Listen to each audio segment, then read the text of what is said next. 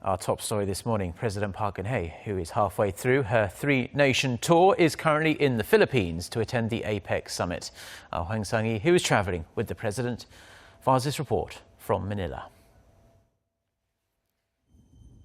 At this year's APEC summit, President Park and other Asia-Pacific leaders will work on building inclusive economies and sustainable and resilient communities.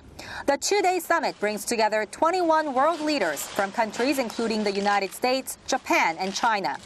The APEC nations account for nearly 60% of the global GDP and almost half of the world's trade volume. On the sidelines of the event, President Park will hold bilateral summits with her Canadian and Filipino counterparts on Wednesday. With Prime Minister Justin Trudeau, the two will discuss a range of economic issues, including the Korea-Canada Free Trade Agreement, as well as cooperation in climate change. As the summit will be the first meeting between the two leaders, it will be an opportunity for them to get to know each other and intensify Korea and Canada's practical cooperation. As for the summit with Filipino President Benigno Aquino, attention is on whether President Park will give a clear stance on the South China Sea dispute.